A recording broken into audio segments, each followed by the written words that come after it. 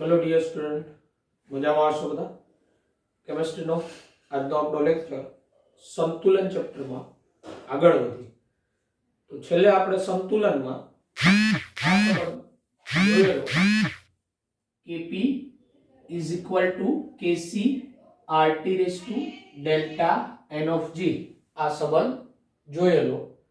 हवे वायुना मोल अंशना संदर्भमां संतुलन अचळांक मोल अंश वायुना मोल अंशना संदर्भमां संतुलन अचळांक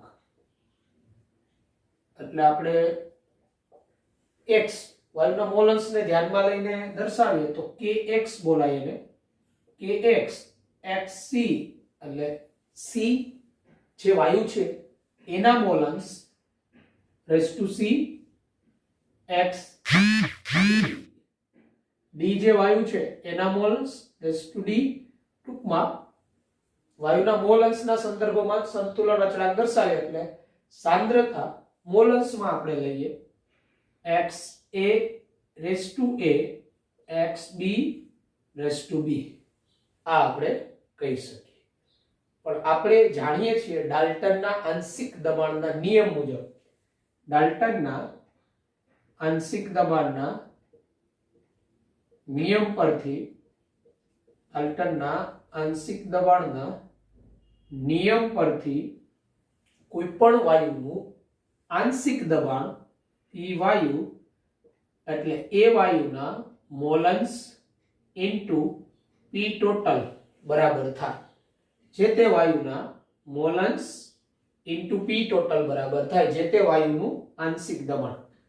તો આપણે Kp નું સૂત્ર આવું ભણી ગયા Kp is equal to અહીંયા BC PC raised to C PD raised to D divided by PA raised to A PB raised to B। Kp નું સૂત્ર મળી ગયા તો અહીંયા PC એટલે C નું આંશિક દબાણ થયું તો C ના આંશિક દબાણ બરાબર હું આ લખી શકું C ના મોલ અંશ ઇન્ટુ P ટોટલ। તેથી Kp બરાબર આવું લખી શકાય આના માટે x x c into P total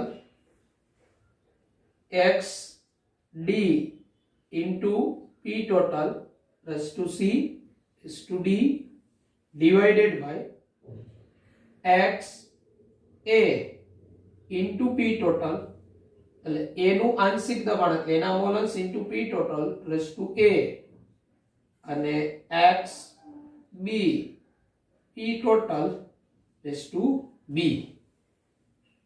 બરાબર। હવે અહીંયા આ જે છે x c x d આ pt raised to c plus d થઈ જાય અહીંયા pt raised to a plus b થઈ જાય એટલે આપણે આમ લખી શકાય Kp is equal to x c raised to c x d raised to d divided by x a raised to a x b raised to b। ટૂંકમાં આમાંથી આ x c આમાંથી p ટોટલ બહાર કાઢીએ આપણે તો p ટોટલ અહીંયા બહાર નીકળે તો અહીંયા p total raised to c plus d અને અહીંયા છેદમાં p total raised to a plus b આવું થઈ ને આ અંદર લાગુ પડ્યા p ટોટલ આમાંથી બહાર કાઢ્યા આમાંથી p ટોટલ બહાર કાઢ્યા।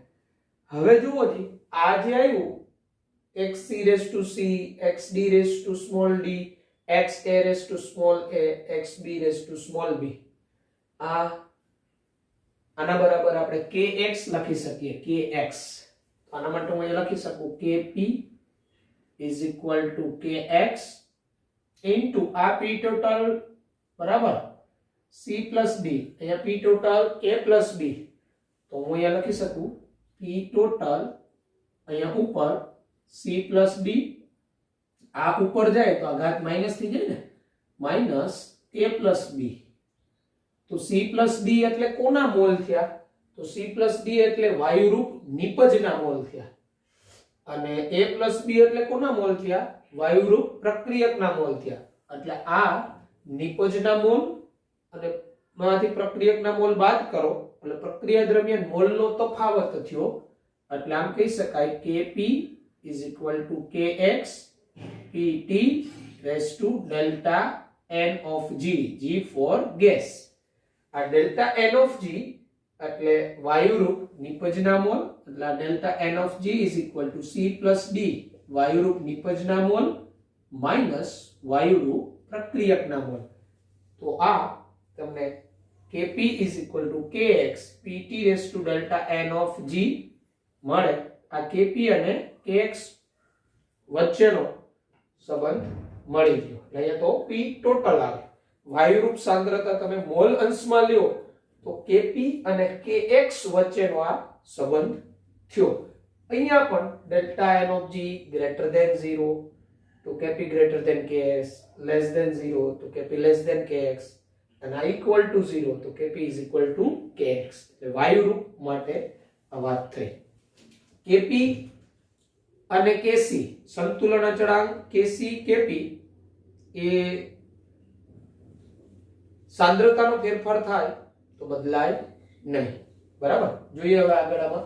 એટલે આ આપણે Kp Kx વચ્ચેના સંબંધનું સૂત્ર તારવેલું લખી લેવું, પછી આપણે આગળ વધીએ.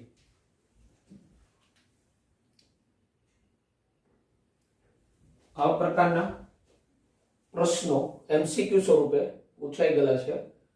આવું પ્રક્રિયા સમીકરણ આપેલું હોય એના માટે Kp અને Kc વચ્ચેનો સંબંધ શું થશે?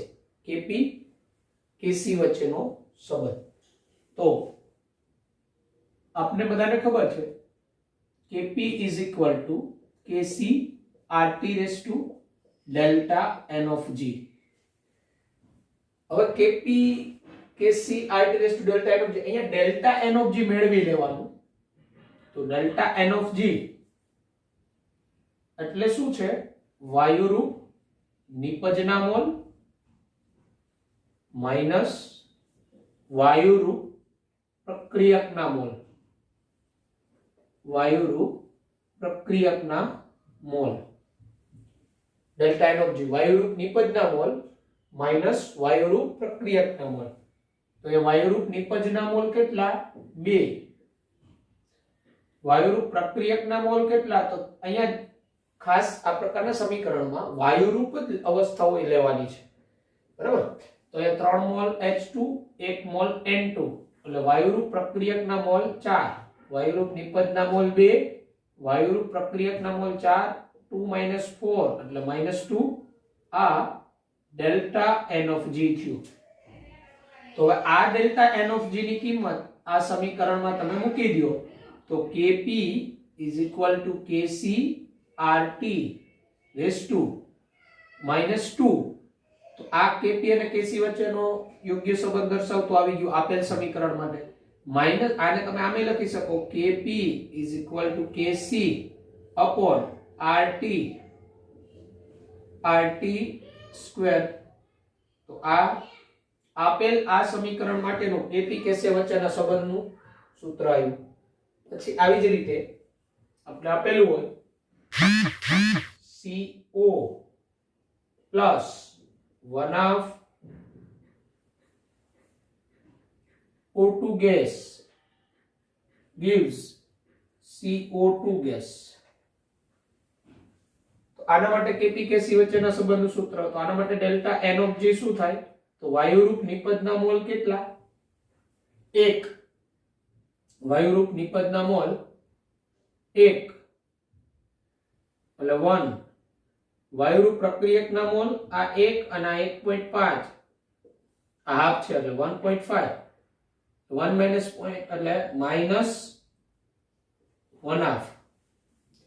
હવે આનું Kp Kc નું સંબંધનું સૂત્ર. તો Kp = Kc RT raised to -1/2 RT raised to -1/2. તો આને તમે આમે લખી શકો Kp is equal to Kc upon RT raised to 1/2 ઘાત. છેદમાં તો માઈનસ હોય તો પ્લસ થઈ જાય ને, અને કોઈની 1/2 ઘાત એટલે આને અંડર રૂટ માં લખી શકાય, અંડર રૂટ RT. તો આ સમીકરણ માટે Kp અને Kc વચ્ચેના સંબંધનું સમીકરણ થઈ ગયું. તો આવા એમસીક્યુ આ Kp Kc વચ્ચેના સંબંધ પરથી પૂછાય. આવું તમે હમણાં Kp Kx વચ્ચેનું સંબંધનું જોયું, તેમાં Pt raise to delta energy હતું, તો એ સૂત્રમાં ડેલ્ટા એનર્જી મૂકી દેવાનું. ટૂંકમાં ડેલ્ટા એનર્જી શું હોય, જે તે પ્રક્રિયામાં વાયુરૂપ નિપજના મોલ અને વાયુરૂપ પ્રક્રિયકના મોલનો તફાવત હોય કેટલો છે દર્શાવે. એ કિંમત આ RT ના સૂત્રમાં મૂકી દેવાનું. ઉપરાંત દાખલાઓ માટે કોઈ પ્રક્રિયા સમીકરણનું સંતુલન અચળાંક Kc આપેલું હોય, તાપમાન અચળ આપેલું હોય, R તો અચળ જ હોય, તો આપણે એનું Kp મેળવી શકીએ. બરાબર. તો આ Kp Kc વચ્ચેના સંબંધ આધારિત કેવા એમસીક્યુ પૂછાઈ શકે, તો આ પ્રકારના સૂત્ર. અને ખાસ સમીકરણમાં ધ્યાન રાખવાનું, આ વાયુ રૂપ હોવા જોઈએ.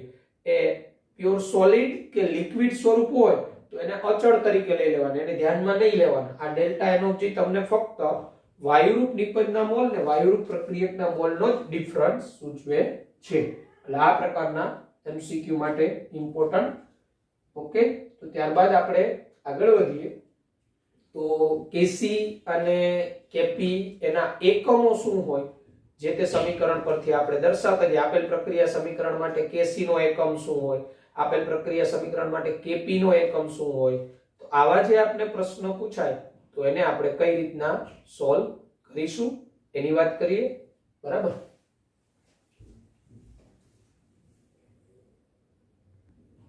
તો સંતુલન અચળાંક હોય Kc કે Kp, એના એકમો શું હોય.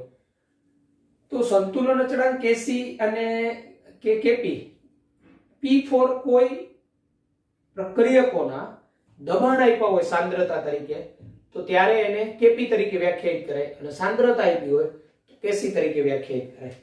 તો આ બધાના એકમ શું હોય, તો દરેક પ્રક્રિયા સમીકરણ કયું છે, એનું Kp કે Kc નું સૂત્ર શું બન્યું, એના ઉપરથી એના Kc કે Kp ના એકમ હોય. એટલે દરેકમાં Kc અને Kp નો એકમ હોય જ એવું જરૂરી નથી હોતું. ઘણા પ્રક્રિયા સમીકરણ એવા હોય કે જે એકમ રહિત હોય, એનો એકમ કોઈ હોતો નથી. જેમ કે અહીંયા હું ઉદાહરણ તરીકે લઈએ આપણે સંતુલન અચળાંક Kc કે Kp ના એકમો. હમણાં આપણે એક સમીકરણ જોયું, અને અહીંયા આપણે એવું લખી શકાય કે સંતુલન અચળાંક ના એકમો કે જે તે પ્રક્રિયા સમીકરણ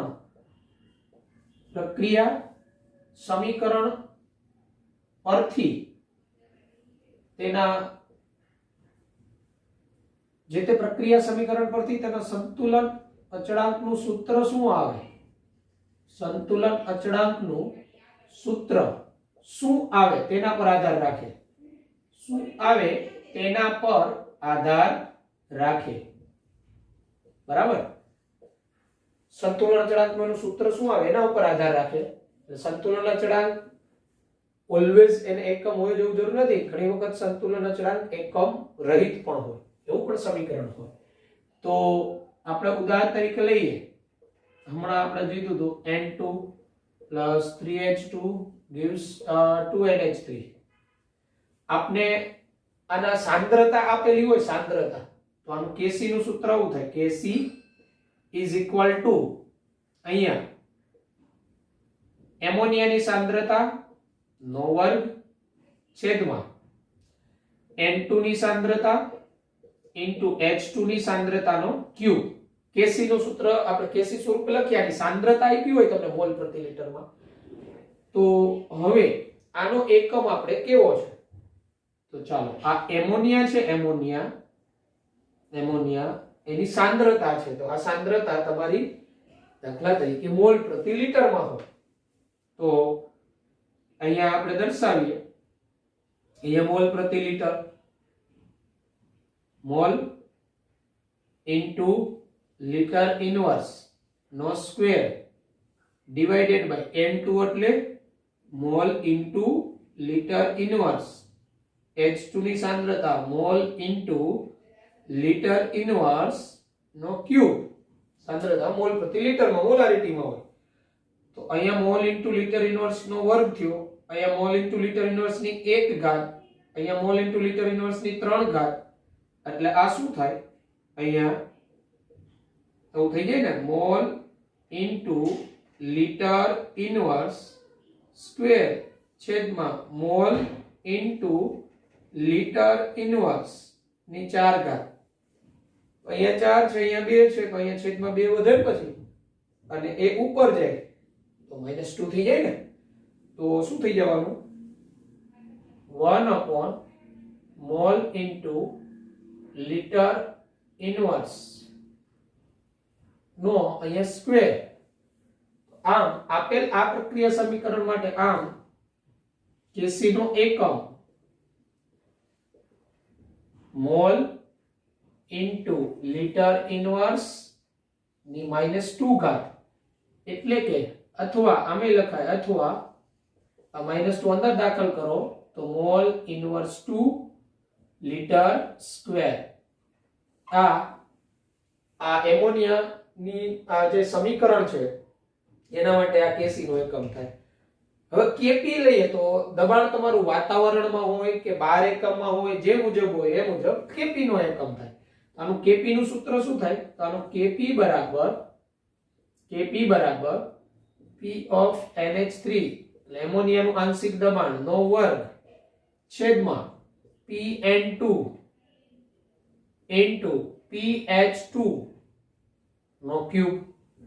એટલે એમોનિયા નો આંશિક દબાણનો વર્ગ એટલે વાયુરૂપ પ્રક્રિયા હોય આ એની સાંદ્રતા દબાણમાં હોય તો Kp આ દબાણ તમારું ધારો કે દબાણ 12 એકમમાં છે, ધારો કે દબાણ 12 એકમમાં હોય, 12 એકમમાં છે તો ત્યારે અહીંયા Pn3 એટલે 12 સ્ક્વેર અપોન આ 12 અને આ 12 ક્યુબ એટલે 12 સ્ક્વેર 12 ની 4 ઘાત તો 1 upon 12 સ્ક્વેર થાય. તો આના માટે Kp નો એકમ 12 ઇનવર્સ 2 થાય. અને જો દબાણ તમારું વાતાવરણમાં લીધું હોય તો Kp નો એકમ વાતાવરણ ઇનવર્સ 2 થાય. એટલે આ રીતે કોઈ પણ સમીકરણ આપેલું હોય એનું સંતુલન અચળાંક નો એકમ શું થશે એનો આધાર કયું સમીકરણ લીધું છે એના ઉપર રહે. ઘણામાં એકમ રહિત પણ હોય. ક્યારે એકમ રહિત હોય તો પ્રક્રિયક તરફ અને નિપજ તરફ બે બાજુ સમાન મોલ થઈ જાય ને સરખા તત્વયોગમિતીય ગુણાંક તો ત્યારે એનો સંતુલન અચળાંકનો એકમ હોતો નથી, એકમ રહિત હોય. એટલે આ પ્રકારના MCQ અગત્યના સંતુલન અચળાંકનો એકમ શું હશે આપેલ પ્રક્રિયા સમીકરણ હોય એનો સંતુલન અચળાંકનો એકમ શું હોય એવા પ્રશ્ન પણ બને. આપણે એકમ રહિત વાળું ઉદાહરણ જોઈએ.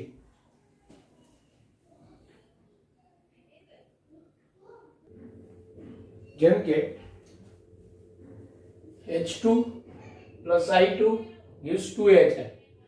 આનું સંતુલન અચળાંકનું સૂત્ર શું થાય Kc is equal to HI ની સાંદ્રતાનો વર્ગ divided by H2 ની સાંદ્રતા into I2 ની સાંદ્રતા.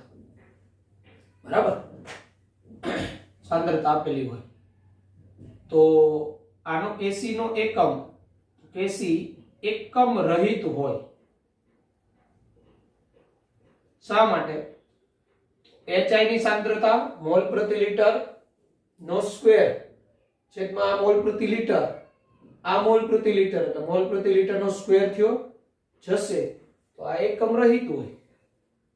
કારણ કે આ HI ની સાંદ્રતા મોલ ઇન્ટુ લિટર ઇનવર્સ નો સ્ક્વેર ડિવાઇડેડ બાય આની સાંદ્રતા મોલ ઇન્ટુ લિટર ઇનવર્સ, આની મોલ ઇન્ટુ લિટર ઇનવર્સ એટલે મોલ ઇન્ટુ લિટર ઇનવર્સ નો સ્ક્વેર તો જશે. આમ યુનિટલેસ હોય, આનો સંતુલન અચળાંકનો એકમ રહિત હોય. બરાબર, પછી બીજું, તમે આ જે સંતુલન અચળાંક છે આ પુરોગામી પ્રક્રિયા થાય. હવે આ જ પ્રક્રિયાને તમે ઉલટાવી નાખો તો એનો સંતુલન અચળાંક શું હોય? બરાબર. તો આનો સંતુલન અચળાંક Kc છે. આ પ્રક્રિયાને ઉલટાવી નાખો અને HI થઈને H2I2 બનતું હોય તો એનો સંતુલન અચળાંક આ મૂળ સંતુલન અચળાંકનો શું થઈ જાય? વ્યસ્ત. એટલે આ પણ આપણે મગજમાં રાખીશું કન્સેપ્ટ. જો કોઈ પ્રક્રિયા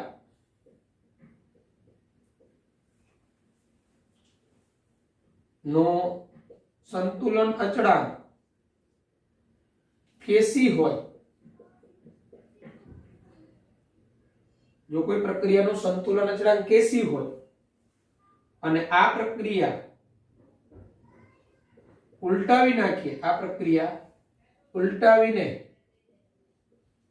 કરવામાં આવે અથવા એની વ્યસ્ત પ્રક્રિયા લખવામાં આવે, આ પ્રક્રિયા ઉલટાવીને કરવામાં આવે તો નવો સંતુલન અચળાંક શું હોય?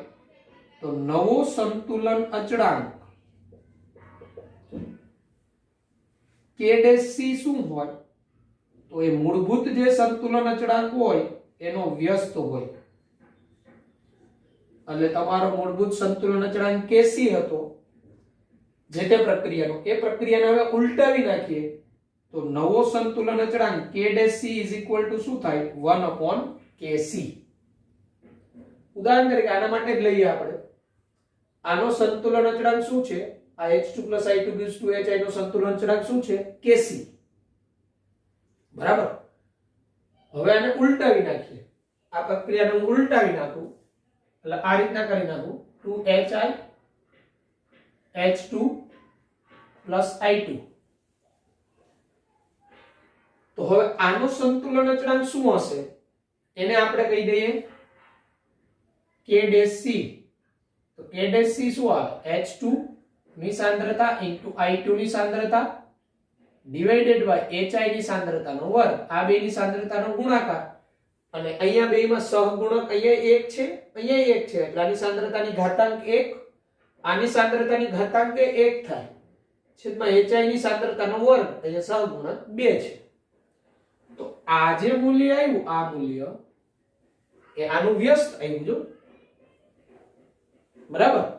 એટલે આમ કહી શકાય Kc is equal to 1/Kc. જો કોઈ પ્રક્રિયાને થતી હોય અને ઉલટાવીને કરવામાં, બરાબર, એટલે એક પ્રક્રિયા હોય જે આપેલી હોય એનો સંતુલન અચળાંક Kc આપેલો હોય, હવે એ પ્રક્રિયાને ઉલટાવી નાખવામાં આવે તો એ પ્રક્રિયાને વ્યસ્ત કરી નાખવામાં આવે તો નવો સંતુલન અચળાંક એનો શું હોય?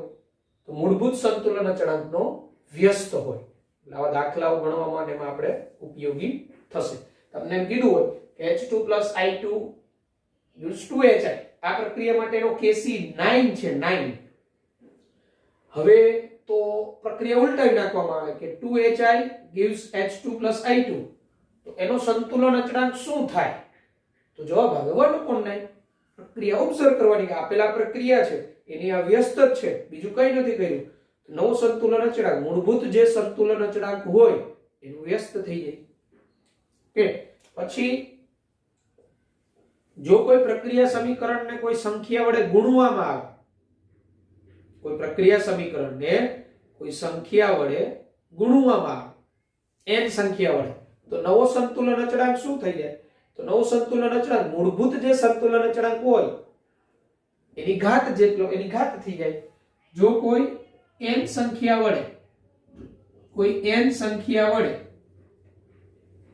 પ્રક્રિયા સમીકરણને ગુણવામાં આવે તો નવો સંતુલન અચળાંક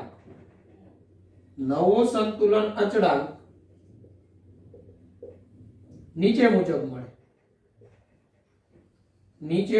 મળે. એટલે આ સમીકરણ છે, આ 1 મોલ અને આ 2HI થયું. હવે શું કરવામાં? ત્યારે એનો આ Kc થયો. હવે આ સમીકરણને હું કોઈ સંખ્યા વડે ગુણાકાર કરી દઉં, બધાને 2 વડે ગુણાકાર કરી દઉં તો નવો સંતુલન અચળાંક શું થાય? તો મૂળભૂત સંતુલન અચળાંક તમારો કેસી હતો, તમે એને કોઈ n સંખ્યા વડે ગુણાકાર કર્યો તો નવો સંતુલન અચળાંક એ જે સંતુલન અચળાંક હોય મૂળભૂત કેસી એની n ઘાત જેટલો થઈ જાય. એટલે મૂળભૂત જે સંતુલન અચળાંક હોય, જે સંખ્યા વડે તમે ગુણાકાર કર્યો છે એ સંખ્યા એ મૂળભૂત સંતુલન અચળાંકની ઘાત થઈ જાય એટલે નવો સંતુલન અચળાંક તમને મળે. બરાબર? એટલે આ આપણે મગજમાં રાખીશું, n સંખ્યા વડે ગુણાકાર થઈ જાય. એટલે આના ઉપરથી ઘણા એવા પ્રશ્નો બને, ઘણા એવા MCQ બને છે કે આપેલ અને કોમ્પિટિટિવમાં એવા પૂછાયેલા છે. તમને પ્રક્રિયા સમીકરણ આપી દીધું હોય, પછી એમ કીધું કે આ સમીકરણને આટલી સંખ્યા વડે ગુણાકાર કરી, આપેલ સમીકરણને વ્યસ્ત આપેલ એક સમીકરણ હોય, પછી બીજું સમીકરણ આપી દે એને ઉલટાવી અને એમાં કઈક સંખ્યા વડે સમીકરણને ગુણાકાર પણ કરે અને નવો સંતુલન અચળાંક શું હોય એવું પૂછે. એટલે આપણે મગજમાં રાખવાનું કે જો કોઈ પ્રક્રિયા સમીકરણ હોય, એનો સંતુલન અચળાંક આપ્યો હોય અને એનો વ્યસ્ત ઓન્લી વ્યસ્ત જ કર્યું હોય સમીકરણનું, તો નવો સંતુલન અચળાંક શું થાય? તો નવો સંતુલન અચળાંક એ મૂળભૂત સંતુલન અચળાંકનો વ્યસ્ત હોય. પછી કોઈ સમીકરણ આપેલું છે અને એનું જ એ જ પ્રક્રિયકો નિપજ વાળું બીજું સમીકરણ આપે જેમાં કોઈ n સંખ્યા વડે ગુણાકાર કરી દીધો હોય, તો નવો સંતુલન અચળાંક શું થાય? તો ત્યારે નવો સંતુલન અચળાંક એ મૂળભૂત જે સંતુલન અચળાંક હતો એની n ઘાત જેટલો થઈ જાય. એટલે તમારો જે મૂળભૂત સંતુલન અચળાંક હતો એને તમે જે સંખ્યા વડે ગુણાકાર કર્યો હોય, 2 વડે, 1/2 વડે, એની ઘાત થઈ જાય. જેમ કે આના માટેનો સંતુલન અચળાંક ધારો કે આપણે 9 આપી દીધો હોય, કેટલો 9, અને એમ કીધું કે આ સમીકરણને આપણે 2 વડે ગુણાકાર કરવામાં આવે તો નવો સંતુલન અચળાંક શું હોય? તો મૂળભૂત કેટલો હતો? 9. તો 9 ની કેટલી ઘાત થઈ જાય? 2. ખ્યાલ આવે છે? આ રીતે નવો સંતુલન અચળાંક મળે. આ પેટર્ન MCQ છે, આપણે પ્રશ્ન સોલ્વ કરીએ. એટલે જો આ રીતના પ્રશ્ન બને. આપેલ પ્રક્રિયા સમીકરણ N2 + 3H2 NH3 એને ઉલટાવી નાખવાનું અને 2 વડે ભાગવામાં આવે તો તેનો નવો સંતુલન અચળાંક શું થશે? તો પહેલા તો મૂળભૂત સંતુલન અચળાંક શું હોય એનો? N2 + 3H2 gives 2NH3. મૂળભૂત સંતુલન અચળાંક શું હોય? તો Kc = એમોનિયાની સાંદ્રતા એનો આ વર્ગ, જે આગળ સહગુણક હોય ઘાત થઈ જાય, છેદમાં N2 ની સાંદ્રતા * H2 ની સાંદ્રતાનો ક્યુબ. બરાબર? આ એનો Kc થયો. હવે શું થયું? સમીકરણને ઉલટાવતા એ સમીકરણને ઉલટાવી નાખો તો 2NH3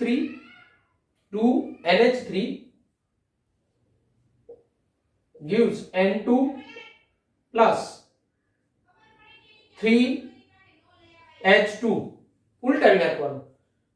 તો હવે જે સંતુલન અચળાંક હશે તો આનાથી સમીકરણ ઉલટાયું એટલે K' C = 1/Kc થાય. હવે આ ઉલટાવી નાખ્યું છે. હવે આને કેટલા વડે ભાગાકાર કરવામાં આવે? તો 2 વડે ભાગાકાર કરવામાં આવે.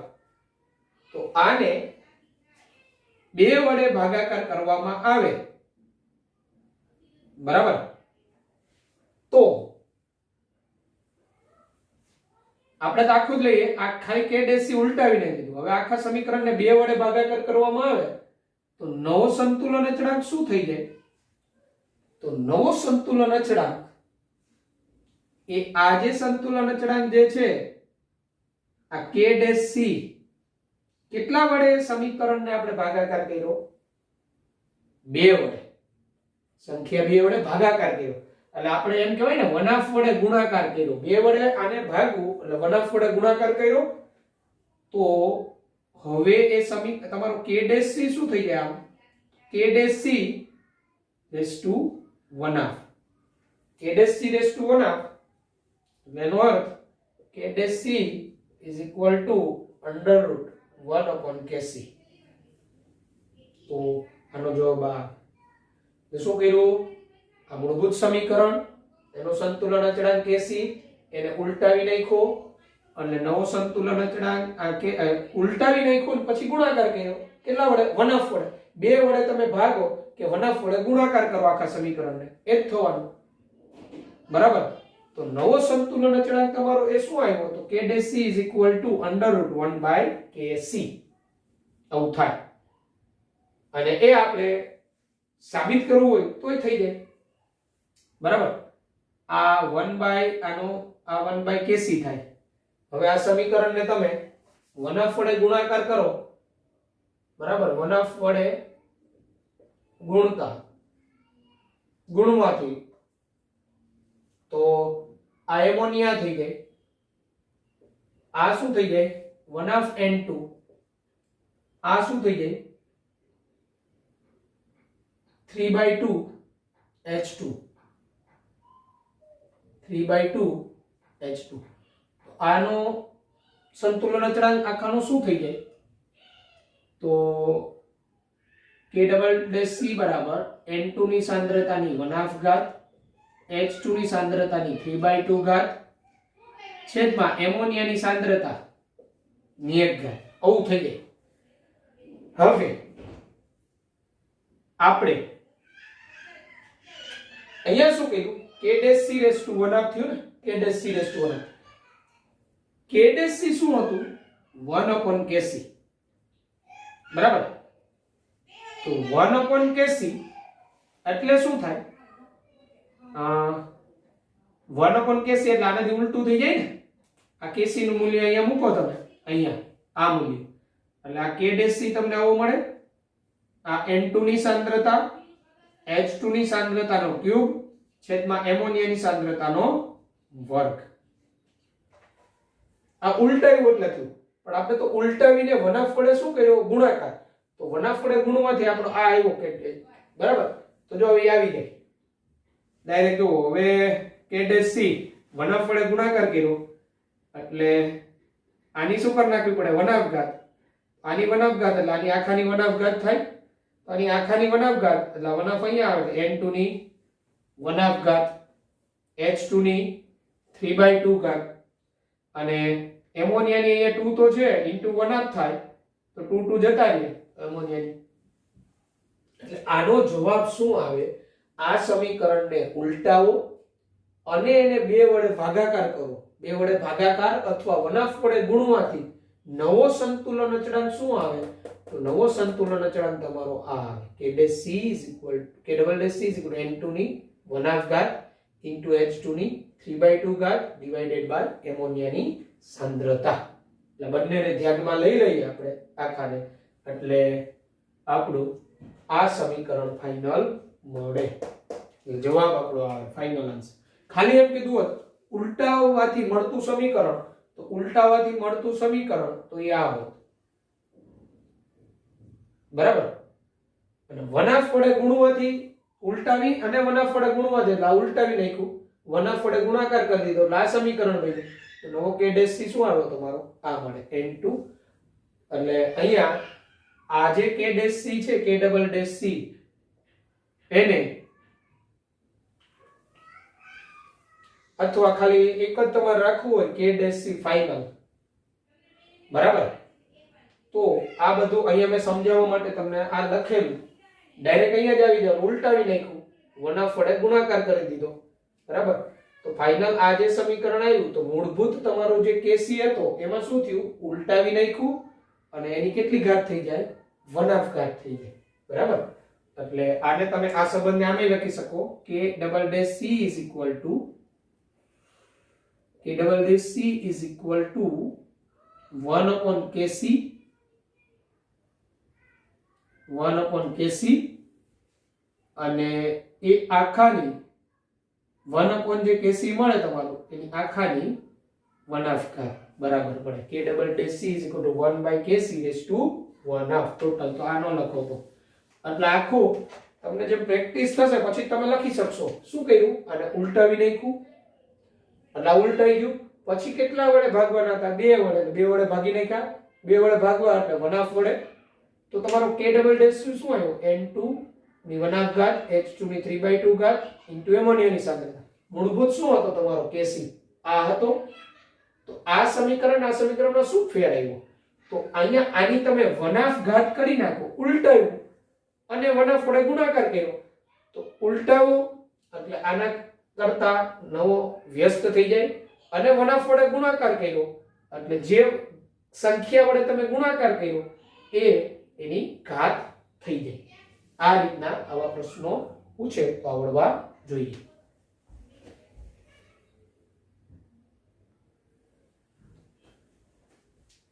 ત્યારબાદ સમાન સંતુલન, વિસમાન સંતુલન કોને કહેવાય? સમાન સંતુલન પ્રણાલીમાં રહેલા બધા જ પ્રક્રિયકો, પ્રણાલીમાં રહેલા બધા જ પ્રક્રિયકો અને નિપજો, બધા જ પ્રક્રિયકો અને નિપજો એક જ કલામાં હોય, એક જ ફેઝ, એક જ કલામાં હોય. ટૂંકમાં કહીએ તો બેની અવસ્થા એક સરખી હોય, એક જ કલામાં હોય તો તે સમાંગ સંતુલન કહેવાય. સમાંગ એટલે પ્રણાલીમાં રહેલા બધા જ પ્રક્રિયકો અને નિપજો એક જ કલામાં હોય તો તે સમાંગ સંતુલન કહેવાય. ઉદાહરણ તરીકે N2 gas plus 3H2 gas 2NH3 gas. તો આપેલ સમીકરણમાં આ બધા જ એક જ કલામાં છે. જો વાયુ આપેલ સમીકરણમાં બધા જ એક જ કલામાં અસમાન સંતુલનનું ઉદાહરણ કહેવાય. વિસમાન સંતુલન કોને કહેવાય? તો પ્રણાલીમાં રહેલા પ્રક્રિયકો એટલે પ્રણાલીમાં જેટલા ઘટકો હોય બરાબર બધા એક સરખી કલાનો ધરાવતા હોય. પ્રણાલીમાં રહેલા ઘટકો એક સરખી કલા ધરાવતા ન હોય. એક સરખી કલા ધરાવતા ન હોય એટલે એક સરખી અવસ્થા ધરાવતા ન હોય. બરાબર, એક સરખી કલા ધરાવતા ન હોય તો તે વિસમાંગ સંતુલન કહેવાય. વિસમાંગ સંતુલન કહેવાય. જેમ કે વિસમાંગ સંતુલન ઉદાહરણ કેલ્શિયમ કાર્બોનેટ માંથી વિઘટન થઈ calcium oxide plus CO2 gas. તો આ સોલિડ અને આ કેવું છે? ગેસ. અવિસમાંગ સંતુલનનું ઉદાહરણ થયું. અને ખાસ આ વિસમાંગ સંતુલનમાં શુદ્ધ પ્રવાહી, અહીંયા કૌંસમાં તમને સોલિડ એમ લખ્યું હોય તો આ શુદ્ધ ઘન છે એમ જ માનવાનું. એટલે શુદ્ધ ઘન કે શુદ્ધ પ્રવાહી હોય તો એની સાંદ્રતા અચળ તરીકે લેવામાં આવે. એટલે સંતુલન દરમિયાન એની સાંદ્રતામાં કોઈ ફેરફાર થતો નથી, અચળ રહે છે એમ માનીને જ આગળ વધવાનું. એ સિવાયનો જે પ્રક્રિયા કોઈ જે અવસ્થામાં એની સાંદ્રતાને ધ્યાનમાં લેવાની. શુદ્ધ ઘન કે શુદ્ધ પ્રવાહી ની સાંદ્રતા સંતુલન દરમિયાન અચળ રહે કારણ કે તેની ઘનતા અચળ રહેતી હોય. આમ આની સાંદ્રતા કાં તો 1 લઈને આગળ વધવાનું, બરાબર, કાં તો એની સાંદ્રતા ન ગણતા કોઈ શુદ્ધ સોલિડ કે શુદ્ધ લિક્વિડ સિવાયની કોઈ અવસ્થા હોય, ગેસિયસ ફોર્મ, તો એની સાંદ્રતા ધ્યાનમાં લેવાની. તો આના માટે મારે સૂત્ર કેવું હોય? તો અહીંયા આ સોલિડ છે, આ સોલિડ છે, આના CO2 કેવો છે? ગેસ છે. તો આ સોલિડ ની સાંદ્રતા અચળ, તો આનું સંતુલન અચળાંક તો ફક્ત CO2 ગેસ ની સાંદ્રતા પર જ આધાર રાખે. અને વાયુની સાંદ્રતા શું હોય? વાયુની સાંદ્રતા એનું દબાણ હોય. તો એનું સંતુલન અચળાંકનું સૂત્ર શું થાય? Kp pCO2. તો આપેલ આ પ્રક્રિયા સમીકરણનું સંતુલન અચળાંકનું સૂત્ર Kp pCO2. એટલે CO2 નું આંશિક દબાણ જેટલું હોય એ જ એનો સંતુલન અચળાંક થાય. અહીંયા સહગુણક એક જ છે એટલે આની ઘાત એક જ લેવાની. અને pCO2 જો તમારી પાસે મોલન્સ હોય તો Kp xCO2 P total તમે કહી શકો. તમને CO2 ના મોલન્સ આપેલા હોય, કુલ દબાણ આપેલું હોય, આ પ્રક્રિયા માટેનું સંતુલન અચળાંક આ રીતે મળે. એટલે વિસમાન સંતુલન એટલે એમાં ઘટકો એક સમાન કલાનો ધરાવતા હોય, એક સરખો ફેઝ ન હોય. આમાં જેમ જોવો છો સોલિડ સોલિડ અને આ ગેસિયસ ફોર્મ. સમાન સંતુલન, તો સમાન સંતુલનમાં પ્રક્રિયકો અને નિપજો બધા જ એક સમાન કલા ધરાવતા હોય એને સમાંગ સંતુલન કહેવાય. તો આ રીતે આપણે એવા MCQ નીચેનામાંથી સમાંગ સંતુલનનું ઉદાહરણ કયું, વિસમાંગ સંતુલનનું ઉદાહરણ કયું. ખાસ વિસમાંગ સંતુલન હોય ત્યારે આપણે એક ખાસ યાદ રાખીશું, શુદ્ધ લિક્વિડ ફોર્મ હોય એટલે અહીંયા L લખ્યો હોય, કે શુદ્ધ સોલિડ ફોર્મ હોય એટલે S લખ્યો હોય, તો એવા પ્રક્રિયા એવાની સાંદ્રતા અચળ લઈ, બરાબર, એ સિવાયના જે પ્રક્રિયકો એની સાંદ્રતાને ધ્યાનમાં લઈ એના સંતુલન અચળાંકનું સૂત્ર બને. આ આપણે મગજમાં રાખીશું. ઓકે, તો હવે મેં અહીંયા વાત કરેલી સમાંગ કલા, વિસમાંગ કલા. તો સમાંગ કલા ક્યારે કહેવાય, વિસમાંગ કલા ક્યારે કહેવાય, તો એના વિશેના થોડા મુદ્દાઓ છે એ આપણે જોઈ લઈએ. અહીંયા તમને સમાંગ અને વિસમાંગ સંતુલન પરફેક્ટલી મગજમાં હોવું જોઈએ. અને શુદ્ધ સોલિડ અને શુદ્ધ લિક્વિડ માટે શું લેવું સાંદ્રતા, તો એ અચળ લેવું એ મગજમાં હોવું જોઈએ. બરાબર છે. એટલે આપણે સમાંગ કલા કેને ગણાય, વિસમાંગ કલા કોને ગણાય, એના થોડા આપણે પોઈન્ટ નોંધી લેશું. એટલે આપણે જ્યારે પણ પ્રશ્ન જોઈએ તો મગજમાં રહે. ઓકે,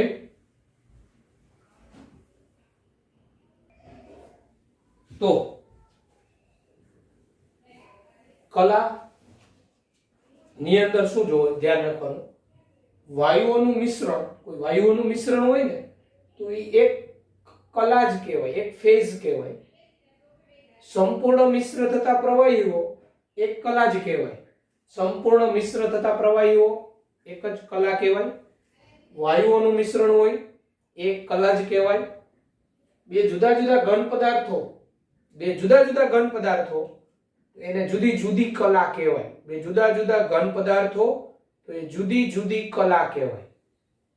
બે મિશ્ર નહીં થતા પ્રવાહીઓ જુદી જુદી કલા ગણાય. બે પ્રવાહીઓ હોય મિશ્ર ન થતા હોય તો જુદી જુદી કલા ગણાય. જે સંતુલન પ્રણાલીમાં એક જ કલા હોય તે સમાંગ સંતુલન. જે સંતુલન પ્રણાલીમાં એક કરતા વધુ કલા હોય તો તે વિસમાંગ સંતુલન કહેવાય. સમાન સંતુલનમાં Kc નું પદ લખતી વખતે, સમાન સંતુલન હોય એમાં સંતુલન અચળાંક Kc નું પદ લખતી વખતે દ્રાવકની સાંદ્રતાને લખવામાં આવતી નથી. જે પ્રક્રિયામાં H2O માત્ર પ્રક્રિયક તરીકે હોય, પ્રક્રિયક તરીકે, તો તેની સાંદ્રતા રજૂ કરવામાં આવે, નહીંતર દ્રાવકની સાંદ્રતા લખવામાં આવતી નથી. આ ઉપરાંત તમે સમાન સંતુલનમાં ઉદાહરણ આ પણ આપી શકો. સમાન સંતુલનના ઉદાહરણો, સમાન સંતુલનનું ઉદાહરણ આ પણ આપી શકાય. આ એસ્ટર CH3COO2H5 aqueous સ્વરૂપ plus H2O gives CH3COOH aqueous plus C2H5OH aqueous. આ સમાન સંતુલનનું જ ઉદાહરણ કહેવાય. એવી જ રીતે Fe3 plus aqueous plus HCl minus aqueous gives FeSCl2 minus aqueous.